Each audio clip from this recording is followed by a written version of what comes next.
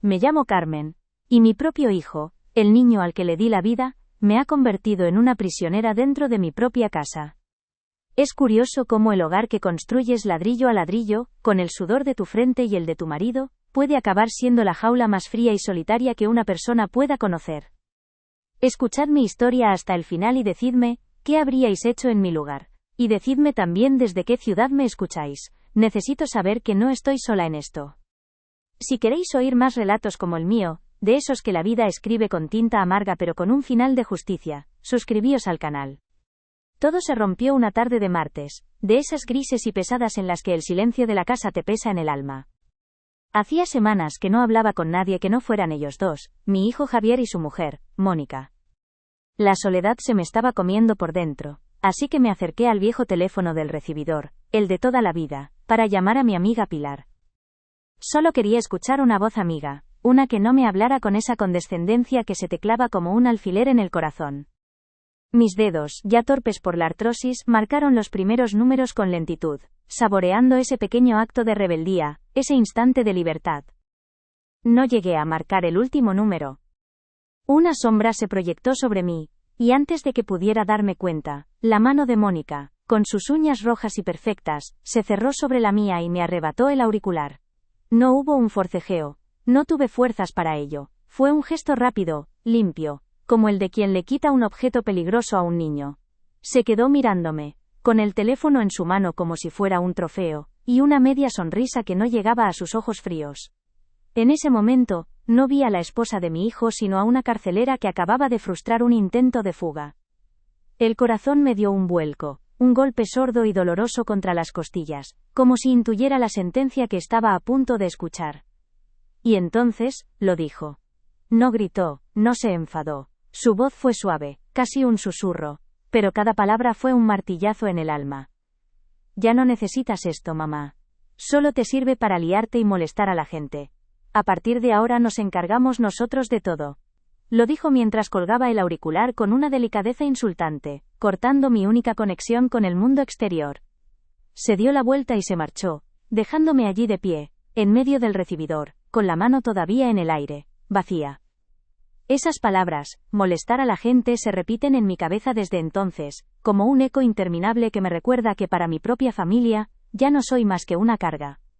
Me quedé paralizada, sintiendo como un frío glacial me recorría el cuerpo. No fue rabia lo que sentí en ese momento, ni siquiera ganas de llorar. Fue algo mucho peor, la sensación de haberme vuelto invisible, de haber sido borrada, como si fuera un mueble viejo que ya solo estorba. Me senté en la silla de Enea que hay junto a la puerta y miré mis manos, las mismas manos que habían cosido durante noches enteras para pagarle los estudios a Javier, las que le habían acunado y curado las heridas. Y me di cuenta de que para él, para ellos, esas manos ya no servían para nada. En mi propia casa, en el hogar que levanté con mi difunto Manuel, me habían anulado. Desde ese día, el arresto domiciliario se hizo oficial. El teléfono fijo fue desconectado.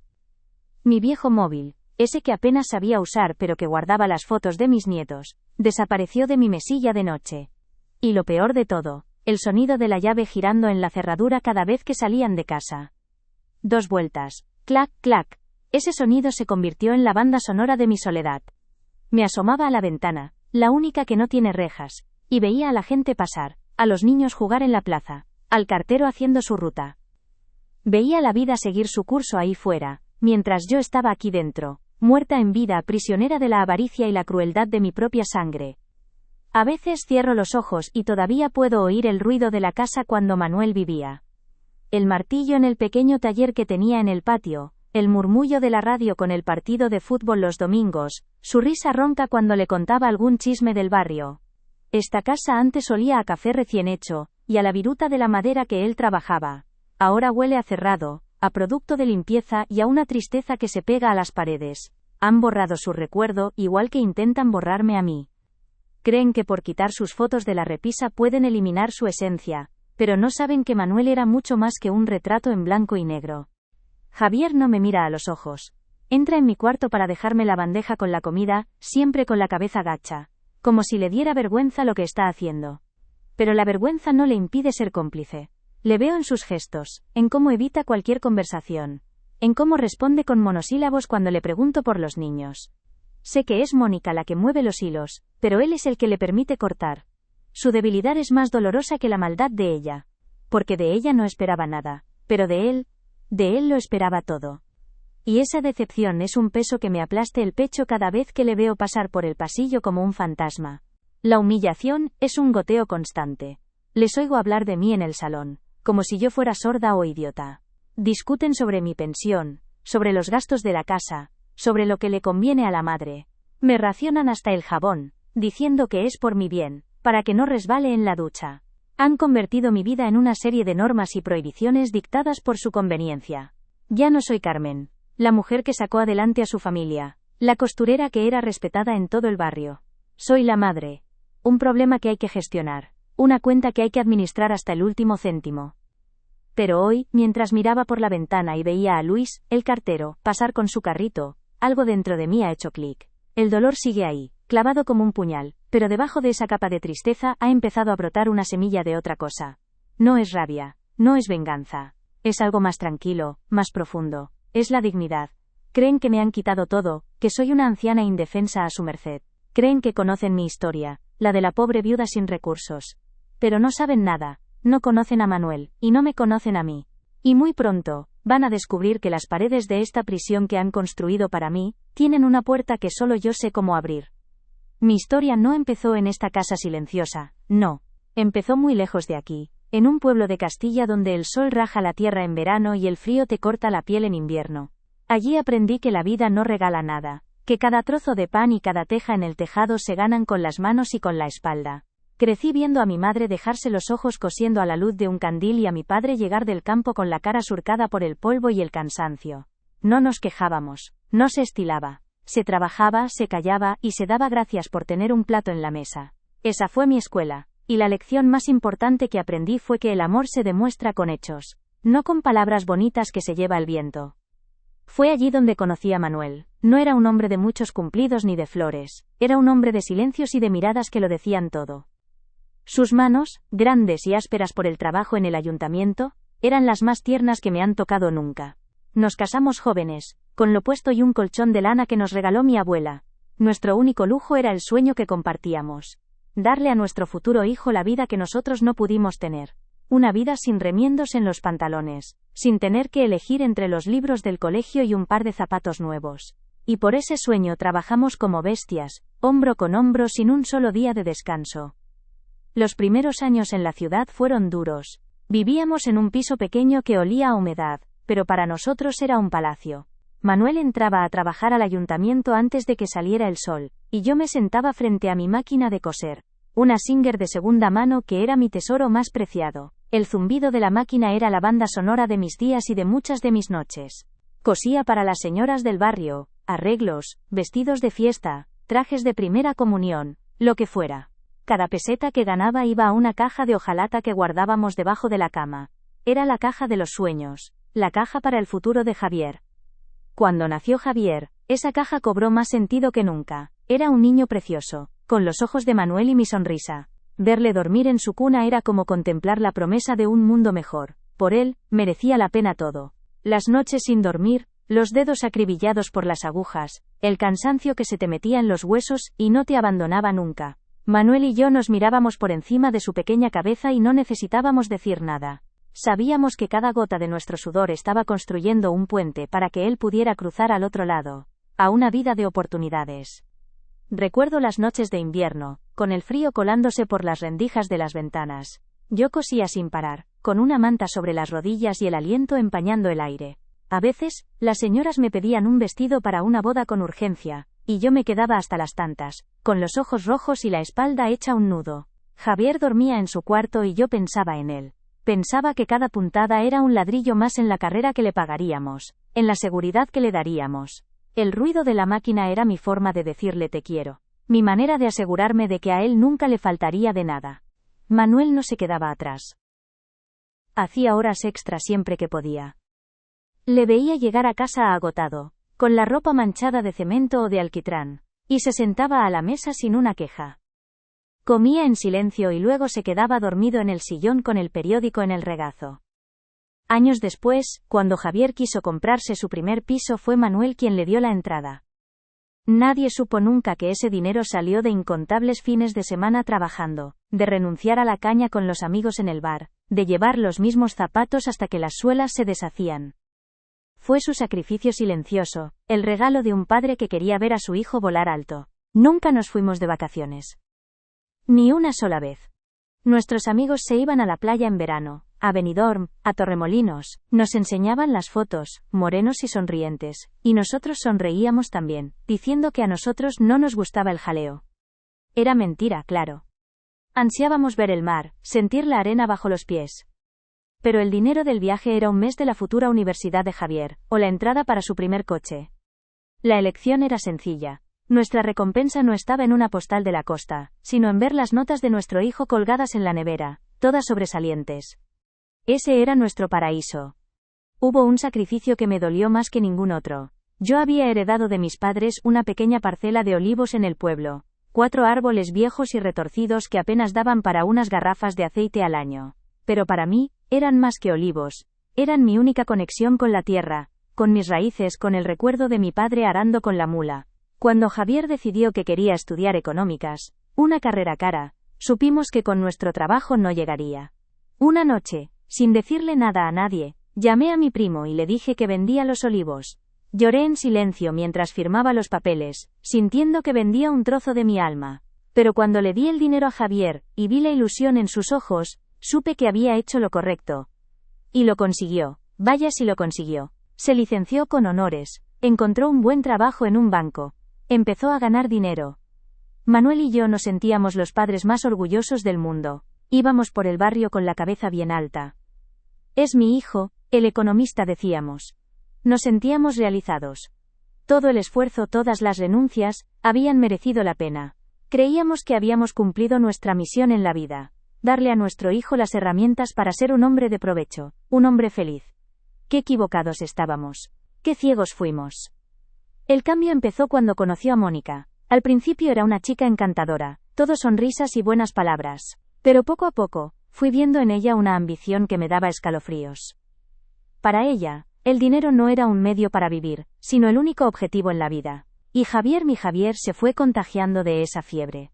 Empezaron a hablar de marcas que yo no conocía, de viajes a sitios exóticos, de cenas en restaurantes donde un plato costaba lo que yo ganaba en una semana. Dejaron de ser nuestros para empezar a ser de otro mundo, un mundo al que nosotros no pertenecíamos. Las comidas de los domingos en casa, que habían sido sagradas durante años, empezaron a espaciarse. Primero fue una vez al mes, con cualquier excusa. Luego, solo en fechas señaladas. Un año se olvidaron de mi cumpleaños. Me llamó Javier por la noche, casi a las 12, con la voz apresurada. Perdona, mamá, hemos tenido un día de locos. No me dolió el olvido, me dolió la mentira, la falta de importancia. Me di cuenta de que ya no era una prioridad, sino una obligación en su agenda, y una que a menudo posponían. Me sentí como un trasto viejo que se guarda en el desván, y solo se mira de vez en cuando por compromiso. Cuando Manuel enfermó y se fue, un pedazo de mí se fue con él, el silencio de la casa se hizo insoportable, y mi dependencia de Javier se hizo total. Él era lo único que me quedaba. Al principio venía a verme a menudo, me ayudaba con la compra, me llamaba todos los días. Pero Mónica siempre estaba detrás recordándole que tenían planes, que no podía pasarse la vida cuidando de su madre. La sentía como un veneno lento que iba minando la relación con mi hijo, poniendo un muro invisible entre nosotros, un muro hecho de excusas y falsas preocupaciones. Antes de morir, Manuel me hizo prometerle una cosa. Una noche, cuando ya le costaba respirar, me agarró la mano con la poca fuerza que le quedaba y me dijo: Carmen, hemos trabajado mucho. No dejes que nadie tire por tierra nuestro legado. Protégelo. Protégelo de la codicia, venga de donde venga. En ese momento, no entendí del todo el alcance de sus palabras. Creía que se refería a la casa, a los pocos ahorros que teníamos. Ahora sé que él, con su sabiduría callada, vio mucho más allá. Vio la sombra que se cernía sobre nuestra familia y quiso advertirme. La idea de que se mudaran a mi casa la presentaron como un acto de generosidad infinita. Así estarás cuidada, mamá. No estarás sola, me dijo Javier, y yo, en mi soledad y mi pena, me lo creí. Sentí un alivio inmenso al pensar que volvería a tener compañía, que la casa volvería a tener vida. Las primeras semanas fueron buenas. Mónica cocinaba, limpiaban la casa, parecían la familia perfecta. Pero pronto empecé a notar los pequeños detalles. Mis cosas empezaban a desaparecer, sustituidas por las suyas, más modernas, más de su estilo. Mi casa, poco a poco dejaba de ser mía.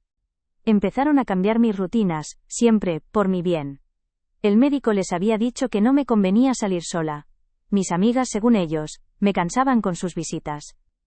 Los muebles de Manuel, esos que él había barnizado con sus propias manos, acabaron en el trastero porque acumulaban mucho polvo. Cada día era una pequeña renuncia, una pequeña humillación. Me sentía como una extraña en mi propio hogar, una invitada a la que se le tolera por caridad, pero a la que se le marcan los límites constantemente para que no moleste demasiado. Lo más cruel fue cómo me alejaron de mis nietos. Al principio venían a verme pero siempre con prisas. Mónica les decía que no hicieran ruido, que no tocaran nada, que la abuela está delicada. Luego empezaron las excusas. Que si tenían extraescolares, que si estaban con gripe, que si la casa de la abuela era vieja y aburrida. Les estaban enseñando a verme como una carga, como una anciana frágil y sin interés. Me rompía el corazón verlos por la ventana cuando Mónica los llevaba al parque de enfrente y ni siquiera se giraban a saludar. Me estaban borrando de sus vidas. Y yo me dejaba hacer, paralizada por el miedo a quedarme completamente sola. Aguantaba las malas caras, los comentarios hirientes, el control sobre mi pensión. ¿Qué otra cosa podía hacer? Soy una vieja, pensaba. ¿A dónde voy a ir? Y me consolaba recordando el pasado, los sacrificios, el amor que un día hubo en esa casa. Me aferraba a la idea de que en el fondo, muy en el fondo, mi hijo seguía siendo aquel niño al que yo le había cosido los uniformes del colegio, y le había curado las heridas de las rodillas. ¡Qué ilusa! A veces, por la noche cuando el silencio es absoluto, recuerdo una promesa que me hizo Javier cuando era un crío. Habíamos visto una película en la tele, donde salía una casa con un jardín lleno de flores. Él me miró con sus ojazos serios y me dijo: «Mamá, cuando sea mayor y gane mucho dinero, te compraré una casa como esa, para que no tengas que coser más». Y me abrazó con sus bracitos flacos. Me pregunto dónde está ese niño. Me pregunto en qué momento del camino se perdió y se convirtió en este hombre que me tiene encerrada. En este extraño que comparte mi sangre pero no mi corazón. Manuel siempre decía que hay gente que solo entiende el lenguaje del dinero. Tienen los ojos en el bolsillo, Carmen, me advertía. No ven a las personas, ven lo que pueden sacar de ellas. Yo le decía que era un exagerado, que la gente no es tan mala. Pero él, con su calma de hombre de pueblo, movía la cabeza y decía: «El tiempo me dará la razón». ¿Y cuánta razón tenía, amor mío? ¿Cuánta razón tenías? Viste la tormenta mucho antes de que empezara a llover. Ahora, mientras miro estas 4 paredes que se han convertido en mi celda, entiendo el verdadero significado de todo lo que vivimos. Cada hora de trabajo, cada peseta ahorrada, cada renuncia, no era solo para darle un futuro a Javier, era para construir algo sólido, un legado de esfuerzo y dignidad.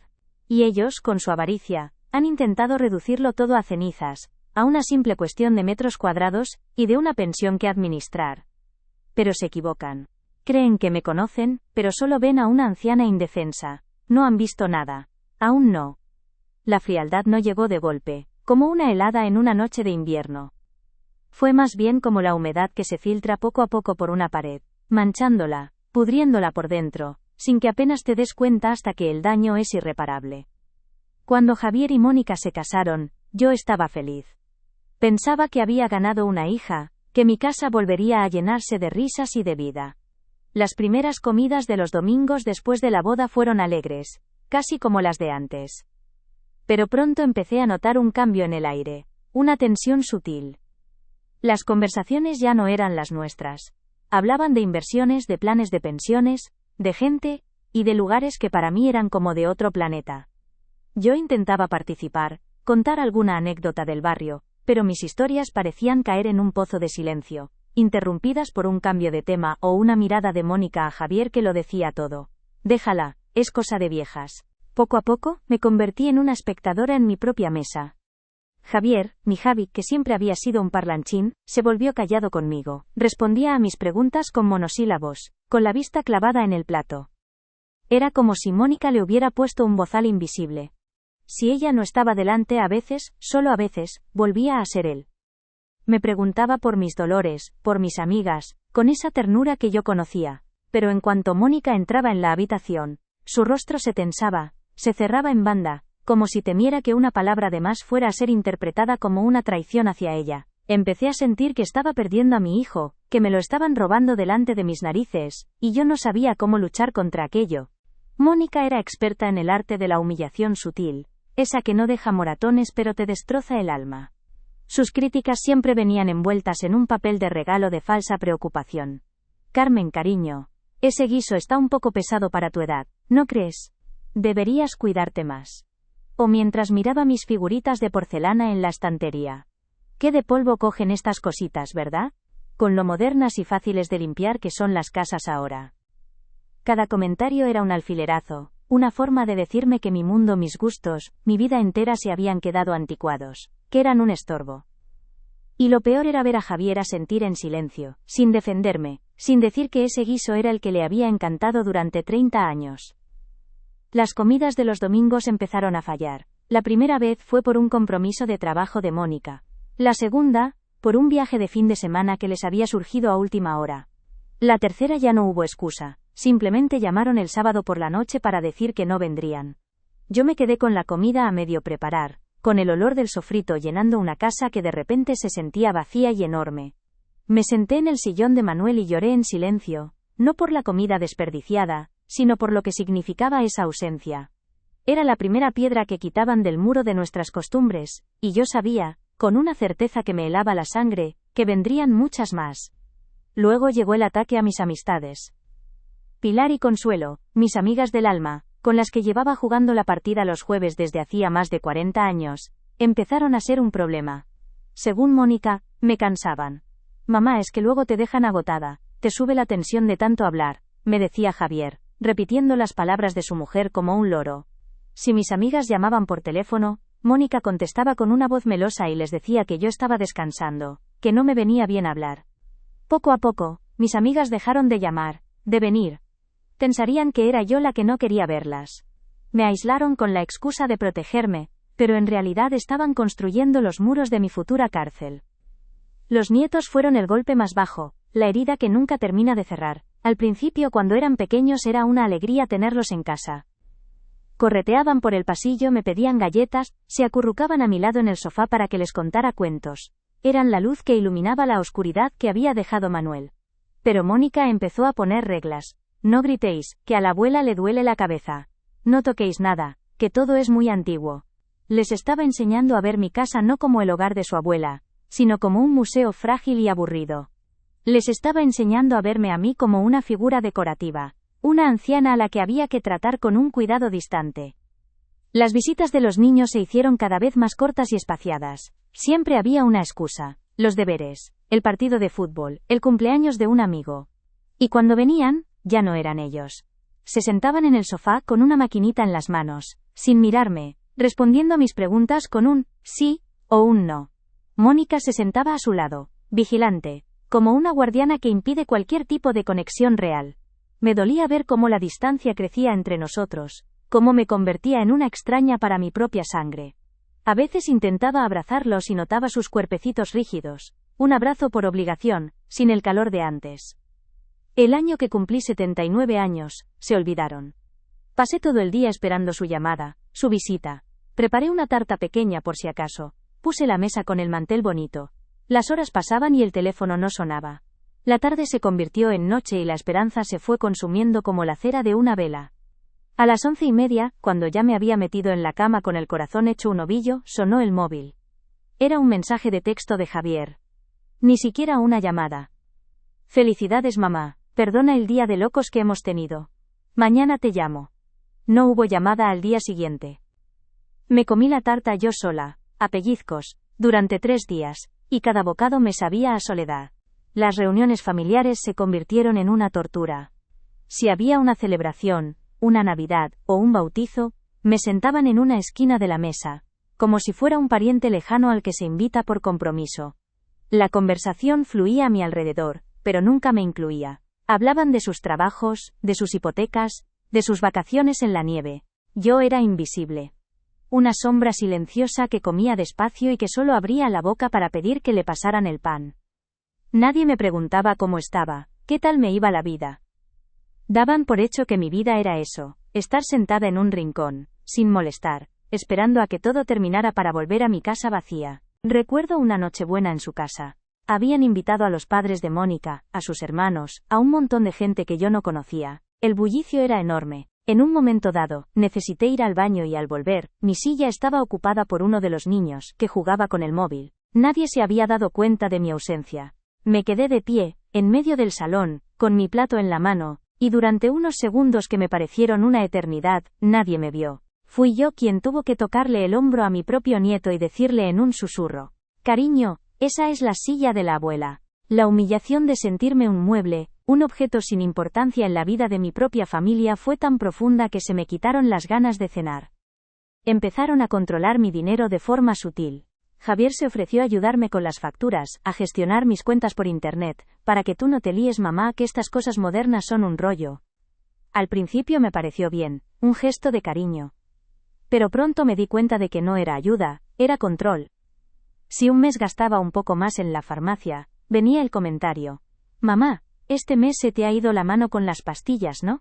Si me compraba una chaqueta nueva en el mercadillo, Mónica decía con una sonrisita: «Otra más, Carmen, con la de ropa que tienes en el armario sin estrenar». Me hacían sentir culpable por gastar mi propio dinero, el dinero de mi pensión, ganado con el sudor de mi frente durante 40 años.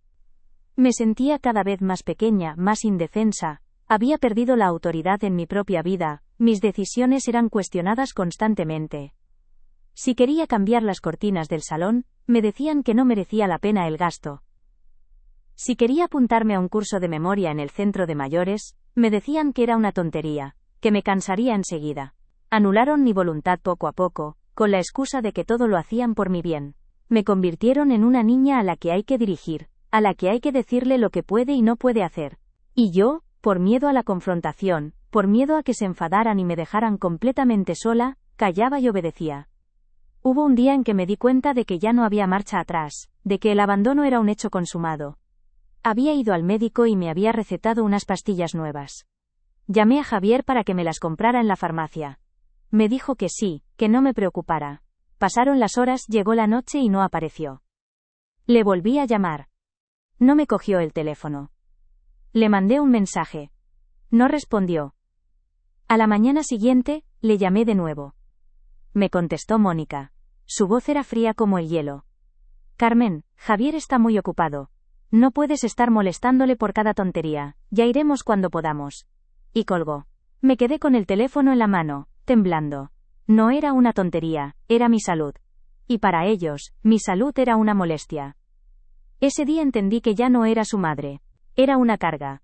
Una obligación en su lista de tareas pendientes, y además, una de las últimas. Me di cuenta de que todo el amor, todo el sacrificio, toda una vida dedicada a él, no había servido de nada. Se había disuelto como un azucarillo en el café amargo de la ambición de su mujer. El dolor fue tan intenso, que sentí que me faltaba el aire. No fue un dolor de rabia, ni de pena, fue el dolor sordo de la decepción absoluta. El de comprender que la persona a la que más quieres en el mundo te ve como un obstáculo en su camino. Empecé a recordar cosas, pequeños detalles que en su momento pasé por alto pero que ahora cobraban un sentido terrible. Recordé la vez que Mónica le dijo a Javier, pensando que yo no la oía, que mi casa se podría quedar preciosa con una buena reforma. O la vez que les oí hablar de lo bien que les vendría un dinero extra para la entrada de un chalet en la sierra. En ese momento no quise entenderlo. Mi cerebro se negaba a aceptar la monstruosa verdad, pero ahora todas las piezas encajaban. No solo me veían como una carga, sino que estaban esperando a que yo desapareciera para quedarse con lo mío. El día que decidieron mudarse a mi casa lo presentaron como el mayor acto de amor del mundo. Así estarás siempre acompañada, mamá. Y nosotros ahorramos un poco, que la vida está muy cara, dijo Javier, sin poder mirarme a los ojos. Yo, ingenua de mí, sentí un destello de esperanza. Pensé que quizás, teniéndome cerca, recordaría quién era yo, recordaría todo lo que habíamos vivido juntos. Acepté. Les abrí las puertas de mi casa y de lo que quedaba de mi corazón, sin saber que les estaba entregando las llaves de mi propia prisión. Las primeras semanas fueron una farsa. Mónica cocinaba mis platos favoritos. Javier me preguntaba por mi día. Parecía que la familia que había perdido estaba volviendo. Pero era solo un teatro. El tiempo necesario para sentarse, para tomar el control total. Pronto empezaron los cambios. Mis muebles, los que Manuel y yo habíamos comprado con tanta ilusión, empezaron a desaparecer. Los llevamos al trastero, mamá, que así tienes más espacio para moverte. En su lugar aparecieron sofás modernos e impersonales, mesas de cristal que se ensuciaban con solo mirarlas. Mi casa dejó de oler a mí, a mis recuerdos. Empezó a oler a ellos. Me quitaron mi espacio vital. El cuartito que yo usaba para coser, mi último refugio, lo convirtieron en un despacho para Javier. Mi máquina de coser, la vieja Singer que me había dado de comer durante tantos años, acabó arrinconada en un rincón del patio, cubierta con un plástico. Cada vez que pasaba por delante, sentía una punzada en el pecho. No era solo una máquina, era un símbolo de mi independencia, de mi valía. Y ellos la habían tratado como a un trasto viejo, igual que me estaban tratando a mí. La humillación se volvió diaria, constante. Me asignaron un horario para ducharme, para no coincidir y gastar menos agua caliente. Me servían la comida en una bandeja, como si estuviera en un hospital, y casi siempre comía sola en la cocina mientras ellos veían la televisión en el salón. Les oía reírse, comentar la película, y yo me sentía a 1.000.000 de kilómetros de distancia, separada por un muro de indiferencia. Era una inquilina en mi propia casa, una a la que se le permitía vivir allí a cambio de su pensión y su silencio. A veces, por la noche, cuando no podía dormir, me levantaba y paseaba por la casa a oscuras. Acariciaba los muebles que quedaban, la cómoda del dormitorio, el marco de la puerta donde medíamos a Javier cuando era pequeño. Intentaba encontrar algún rastro de la vida que se había vivido entre aquellas paredes, algún eco de las risas de Manuel, del llanto de mi hijo cuando era un bebé. Pero no encontraba nada. Solo el silencio frío y la presencia de dos extraños que dormían en la habitación de al lado, soñando, seguramente, con el día en que yo ya no estuviera. El punto de inflexión, el momento en que me di cuenta de que había tocado fondo, fue una tarde tonta. Estaba sentada en el balcón mirando a la gente pasar. Era lo único que me permitían hacer sin supervisión. Vi a una madre joven con su hijo, que se había caído y se había raspado la rodilla. La madre se arrodilló, le limpió la herida con un pañuelo, le dio un beso y le dijo unas palabras al oído. El niño dejó de llorar y la abrazó con fuerza. Y en ese instante un torrente de recuerdos me inundó. Todas las veces que yo había hecho eso mismo con Javier. Todas las heridas, visibles e invisibles, que yo le había curado. Y entonces lo entendí la magnitud de la traición. No se trataba solo de dinero o de una casa. Se trataba de la anulación de toda una vida de amor y de entrega. Se trataba de que mi hijo había olvidado por completo quién era yo, de dónde venía, todo lo que yo había hecho por él. En ese momento, sentada en el balcón, con las lágrimas corriendo por mis mejillas, dejé de sentirme una víctima. El dolor se transformó en una calma helada, en una determinación de acero. Si él había olvidado, yo se lo recordaría, no con gritos ni con reproches. De otra manera. De una manera que ni él ni su ambiciosa mujer podrían imaginar jamás. Ya no había espacio para la pena te paraliza, te consume. Lo que sentía ahora era una especie de lucidez dolorosa. Veía con una claridad meridiana cada uno de sus gestos, cada una de sus palabras calculadas. Veía el plan que se escondía detrás de cada falsa sonrisa, de cada "es por tu bien, mamá". Habían subestimado a la vieja costurera. Pensaban que mis manos solo servían para enhebrar agujas, pero no sabían que también sabían tejer un plan, puntada a puntada, con la paciencia y la precisión que me había enseñado mi oficio. Empecé a observarles de otra manera, ya no con los ojos de una madre herida, sino con los de una estratega. Escuchaba sus conversaciones telefónicas. Prestaba atención a los papeles que dejaban encima de la mesa del despacho. Me enteré de sus deudas, de sus sueños de grandeza, de la hipoteca del chalet en la sierra que dependía enteramente de mi patrimonio. Estaban construyendo su futuro sobre los cimientos de mi destrucción, y no se daban cuenta de que esos cimientos tenían grietas, pasadizos secretos que solo yo conocía. Manuel, mi sabio Manuel, siempre me decía: Carmen, no guardes todos los huevos en la misma cesta.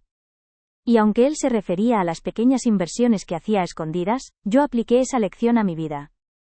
Nunca le conté a Javier toda la verdad sobre nuestra situación económica. Él conocía la casa, la pensión, los 4 ahorros del banco. Conocía la historia de la costurera y el obrero, pero no conocía la otra historia, la historia que Manuel y yo habíamos escrito en silencio durante 40 años. Cada vez que Mónica me miraba con esa superioridad, con esa lástima fingida, yo agachaba la cabeza y adoptaba mi papel de anciana desvalida. Dejaba que creyeran que habían ganado, que me tenían completamente anulada. Pero por dentro, una llama empezaba a arder con fuerza. Era la llama de la dignidad, la que ellos habían intentado apagar con su crueldad y su desprecio. Y esa llama, alimentada por el recuerdo de Manuel y por el amor propio que me negaba a perder, iba a ser la que iluminara el final de esta historia. Recuerdo una frase que mi abuela me decía siempre. El hilo más fuerte es el que no se ve. Ellos solo veían los hilos con los que me habían atado. La dependencia, la soledad, el miedo. Pero no veían el hilo invisible que yo estaba empezando a tejer, un hilo que me conectaba con mi pasado, con mi fuerza, con la justicia que yo misma iba a encargarme de servir. Era un hilo hecho de secretos y de promesas, y estaba a punto de tirar de él. La evolución de su abandono no solo me había llenado de dolor, sino que también me había abierto los ojos. Me había obligado a ver la verdadera naturaleza de mi hijo y de la mujer con la que había elegido compartir su vida. Y esa revelación, aunque brutal, me había liberado. Me liberó de la culpa, de la esperanza de que las cosas volvieran a ser como antes. Me liberó para poder actuar, para proteger el legado de Manuel, para protegerme a mí misma. Ya no esperaba nada de ellos. Y cuando dejas de esperar te vuelves increíblemente poderoso. Su poder sobre mí se basaba en mi amor por ellos, en mi miedo a perderlos. Pero ya los había perdido. Lo que quedaba eran solo dos desconocidos que vivían en mi casa. Y a los desconocidos no se les debe lealtad. Se les trata con la misma frialdad con la que ellos te han tratado a ti. El plan empezó a tomar forma en mi cabeza durante las largas noches de insomnio. Era un plan sencillo, silencioso, como una puntada invisible que une dos trozos de tela. No requería fuerza física, solo astucia y paciencia. Las mismas cualidades que había necesitado para sacar a mi familia adelante durante tantos años. Iba a usar las mismas herramientas que siempre había usado, mis manos, mi cabeza, y un secreto que guardaba como mi tesoro más preciado. La última humillación, la que desencadenó todo, fue cuando Mónica me arrebató el teléfono. Ese gesto, tan simple y tan violento, fue la gota que colmó el vaso. En ese instante, supe que ya no había tiempo para dudar. Habían cruzado la última línea roja. Me habían declarado oficialmente muerta en vida. Y no sabían que a veces, los muertos tienen una última voluntad que cumplir. Y la mía iba a ser inolvidable. Mi hijo y su mujer creen que soy tonta. Creen que los años me han vaciado la cabeza, y solo me han dejado dentro telarañas y recuerdos confusos. Me ven como una viejecita que se pasa el día mirando por la ventana, una carga a la que hay que darle de comer y poco más. Me hablan despacio como si fuera una niña pequeña y discuten mis cosas delante de mí, convencidos de que no entiendo la mitad de lo que dicen. Han subestimado a la costurera. Han olvidado que una costurera, para que el traje quede perfecto, debe conocer la tela por el derecho y por el revés, y debe saber dónde dar la puntada invisible, esa que sujeta todo pero que nadie ve.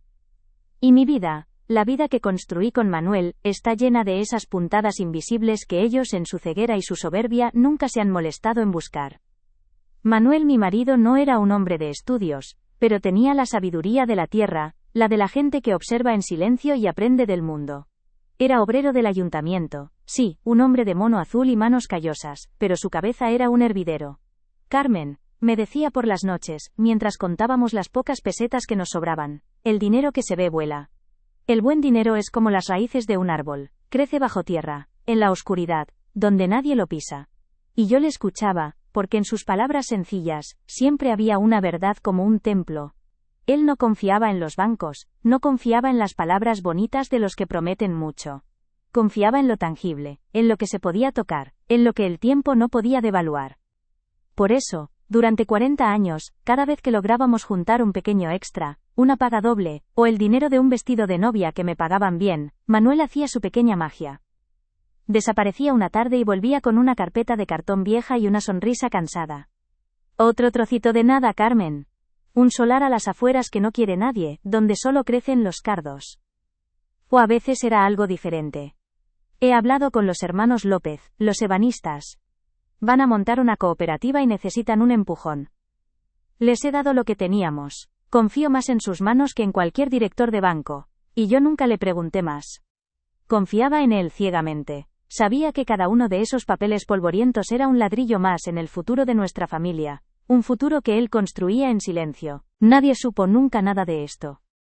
Ni siquiera Javier. Para él, su padre era solo un obrero que llegaba a casa cansado. No vio al estratega, al hombre que leía el periódico no para ver el fútbol sino para entender hacia dónde crecía la ciudad. No vio al inversor que prefería un trozo de tierra olvidado a un coche nuevo. Era nuestro secreto, el pilar silencioso sobre el que se levantaba nuestra vida modesta. Lo hacíamos por Javier, para que él nunca tuviera que preocuparse, para que tuviera una red de seguridad que ni él mismo sabía que existía. Creíamos que era la mejor herencia que podíamos dejarle, una vida tranquila, sin sobresaltos. Pero no contamos con la codicia, no contamos con Mónica. En su lecho de muerte Manuel me hizo prometerle una cosa. Ya casi no tenía voz, pero sus ojos tenían la misma lucidez de siempre. Me agarró la mano y me dijo: Carmen, protégelo. Protege nuestro legado. Javier es buen chico, pero es débil, y esa mujer tiene veneno en la sangre. No dejes que lo malgasten en caprichos. Es nuestro sudor, el de los dos, júramelo. Y yo se lo juré, con las lágrimas cayéndome por la cara. Le juré que protegería cada hora extra, cada vestido cosido hasta la madrugada, cada sacrificio que habíamos hecho. En ese momento, entendí que nuestro secreto no era solo dinero o propiedades. Era el testamento de nuestra vida, la prueba de nuestro amor y nuestro esfuerzo. Después de que Manuel se fuera, pasé meses sumida en la tristeza. Pero su promesa me mantenía en pie.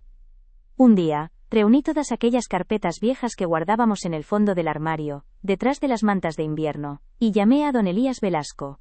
Era un abogado de la vieja escuela, amigo de Manuel, el único que conocía nuestros asuntos.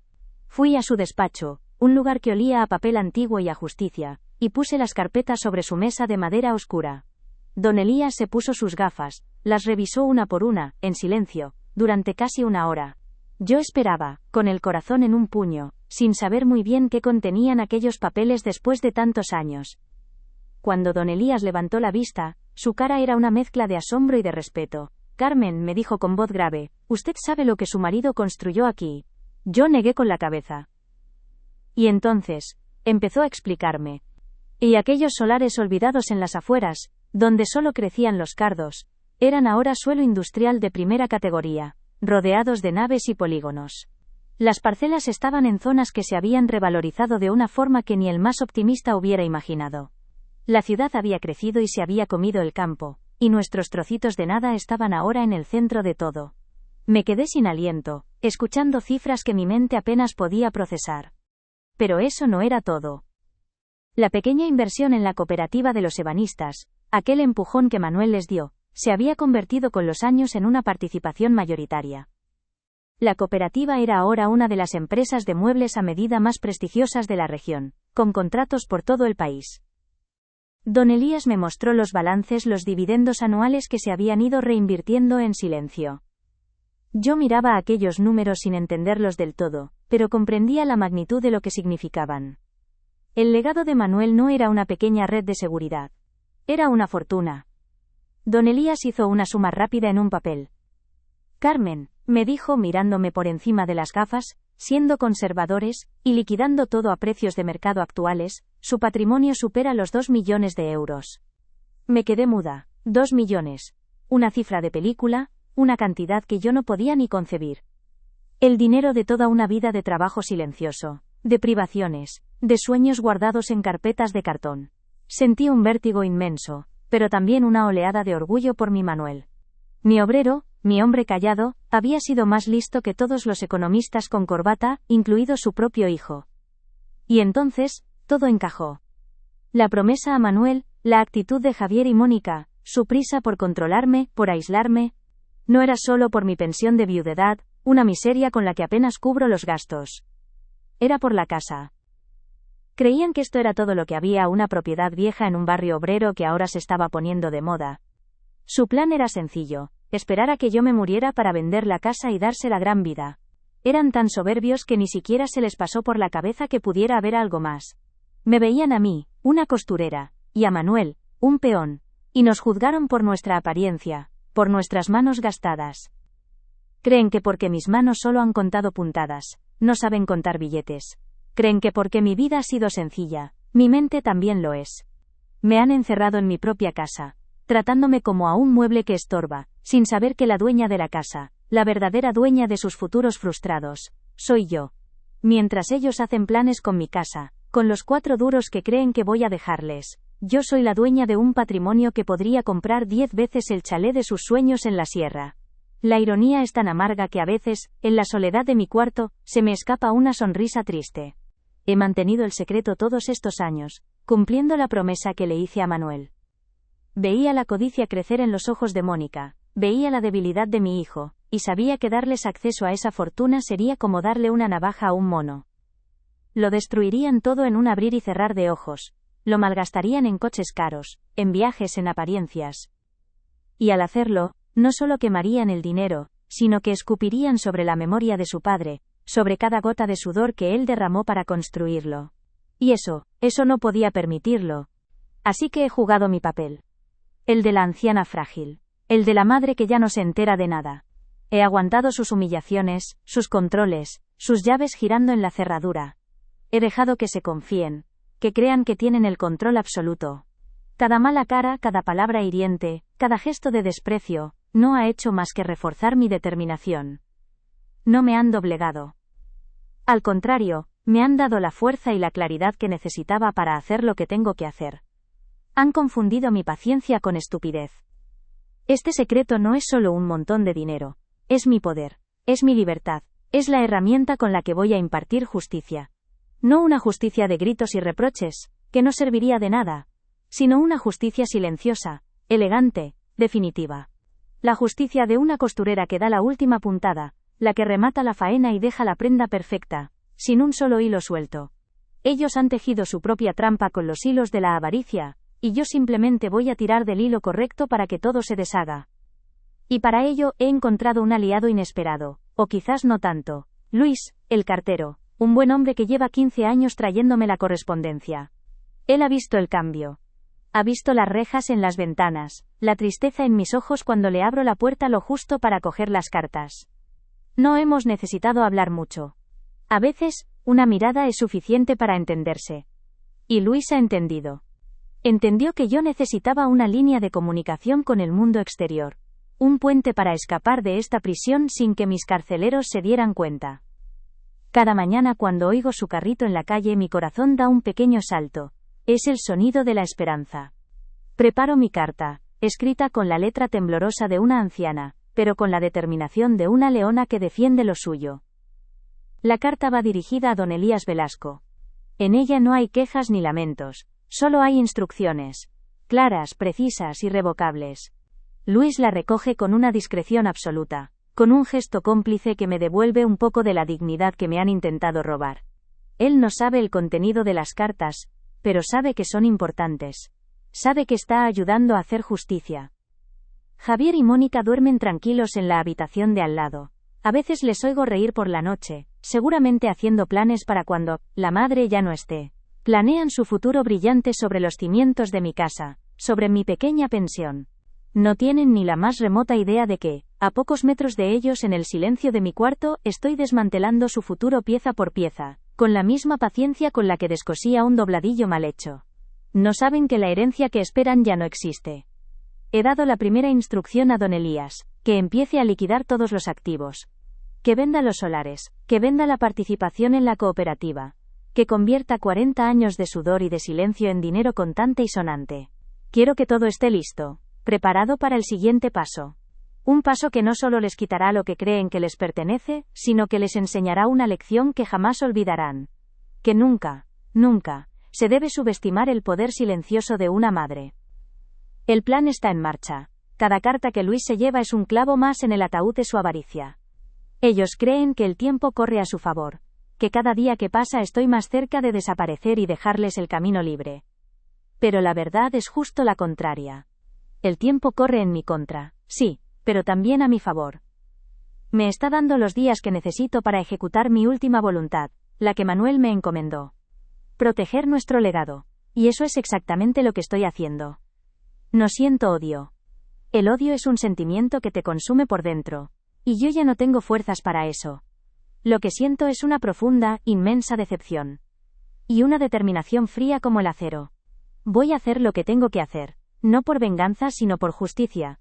Por la memoria de Manuel. Y por mí. Por Carmen, la costurera, la madre, la mujer a la que intentaron borrar, pero que, al final, será la que escriba la última palabra de esta historia. Y esa palabra será, dignidad. La última carta fue la más difícil de escribir. Mis dedos, acostumbrados al tacto del hilo y la tela, se sentían torpes sosteniendo la pluma. Cada palabra que trazaba sobre el papel, era un paso sin retorno. una puntada final en el tejido de mi vida. Se la entregué a Luis, el cartero, con un temblor que no era solo de la edad. Él la tomó con su delicadeza de siempre, asintiendo con la cabeza, sin hacer preguntas. En sus ojos vi la comprensión de un hombre bueno que sabe cuándo está siendo partícipe de algo importante.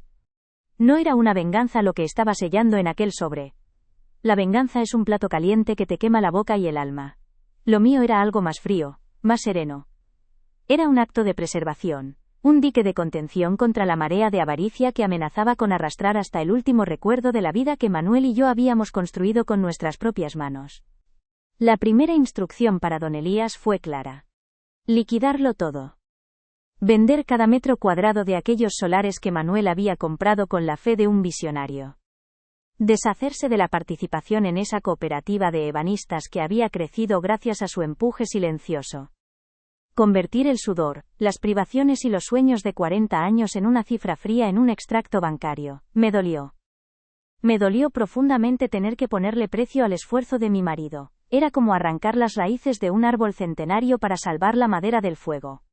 Pero entendí que era necesario. El legado de Manuel no eran los ladrillos ni los papeles, era el propósito que había detrás de ellos.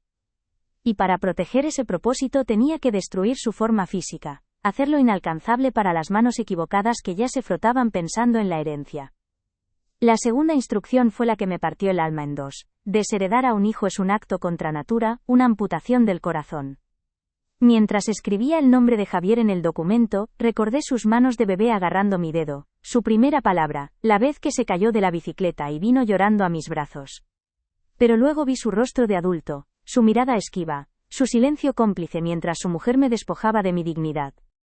Y entendí que Javier ya me había desheredado a mí, de su vida, de su amor, de su respeto. Lo que yo estaba haciendo no era un castigo, era la constatación de un hecho. No le quitaba su futuro. Simplemente le mostraba el resultado final de sus propias elecciones. Le dejaba con lo que él había decidido que era más valioso. Mónica y la casa vacía que creían suya. Pero el dinero, sin un propósito, es solo papel que el viento se lleva. Por eso, la tercera y más importante instrucción fue la creación de la Fundación Legado de Manuel y Carmen. Quería que nuestros nombres, los de la costurera y el obrero, quedaran unidos no a una fortuna, sino a una idea. La de que el trabajo duro y la honestidad pueden generar oportunidades para otros. No quería estatuas ni placas conmemorativas. Quería que nuestro sacrificio se transformara en la matrícula de un estudiante, en la primera herramienta de un joven artesano, en una ayuda silenciosa para alguien que, como nosotros en su día, solo necesitaba un pequeño empujón para empezar a caminar. Era nuestra forma de devolverle al mundo un poco de la bondad que, a pesar de todo, habíamos encontrado en él.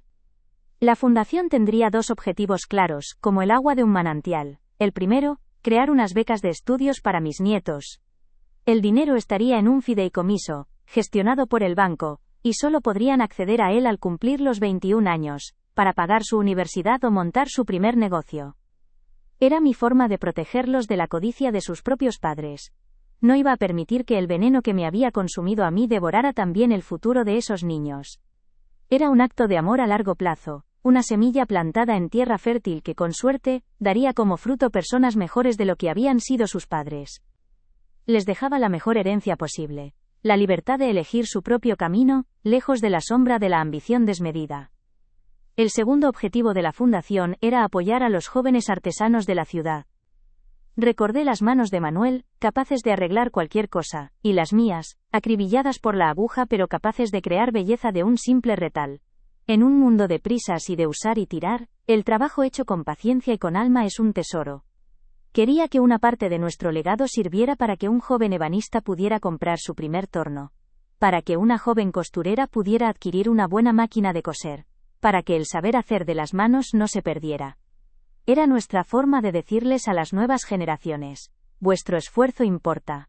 Vuestro talento tiene valor. Era cerrar el círculo de nuestra propia vida. Y finalmente la última instrucción, la que cerraba la puerta de mi pasado para siempre. Poner en venta la casa. Mi casa. Mi hogar durante 50 años, ahora mi prisión. Cada ladrillo, que una vez fue un símbolo de seguridad y de amor, se había convertido en un barrote. Cada habitación guardaba el eco de una humillación. Dar la orden de venderla fue como firmar mi propia carta de libertad. No sentí nostalgia, ni pena. solo un inmenso alivio. Dejaría atrás los fantasmas, el silencio opresivo y las dos figuras que habían convertido mi santuario en un infierno. Me llevaría los recuerdos que importaban, los que vivían en mi corazón, no en las paredes. El resto se lo podía quedar el mejor postor. El día llegó sin previo aviso. Una mañana de jueves el timbre sonó. Yo estaba en mi cuarto, cosiendo un dobladillo, como si fuera un día cualquiera. Oí el murmullo de voces en la entrada. La voz tranquila y profesional de don Elías, la de otro hombre que supuse era el agente inmobiliario, y la de una mujer, suave y firme. No hubo gritos, solo el sonido de unos papeles cambiando de manos. Imaginé la cara de Javier y Mónica, su incredulidad convirtiéndose en pánico. El arma más poderosa no fue un grito, ni un reproche. Fue un papel con un sello oficial, una orden de desahucio y una notificación que les informaba de que la casa que habitaban ya no era suya, y que la herencia que esperaban se había evaporado. Cuando salí de mi cuarto, con la ayuda de la asistente social que había venido con don Elías, pasé por delante de ellos como si fueran estatuas de sal. Estaban en medio del salón, con los papeles en la mano, pálidos, mudos. Mónica me lanzó una mirada cargada de un odio que ya no podía herirme. Javier ni siquiera levantó la vista del suelo, vencido por la vergüenza. Yo no dije nada. ¿Qué podía decir que no estuviera ya dicho? Llevaba una maleta pequeña, con 4 cosas, las fotos de Manuel, y un pequeño costurero de viaje. Al cruzar el umbral de la puerta, no miré atrás. Por primera vez en meses, sentí el sol en la cara y respiré el aire de la calle, un aire que olía a libertad. Ahora vivo en un sitio tranquilo, una residencia con un jardín lleno de flores donde puedo sentarme a coser por las tardes. Tengo mi propia habitación, mi propia llave, mi propia paz. Algunos, si conocieran la historia completa, dirán que fui cruel, que una madre nunca debería hacerle algo así a un hijo. Yo digo que fui justa. Fui justa con la memoria de mi marido, fui justa con el valor de nuestro sacrificio. Y sobre todo, fui justa conmigo misma. Les di a Javier y a Mónica exactamente lo que se merecían. Nada. El verdadero legado de Manuel y Carmen no está en un banco, ni en los estatutos de una fundación. Está en la dignidad con la que vivimos, y al final, en la paz que yo he elegido para morir. Y esa paz, creedme, no tiene precio.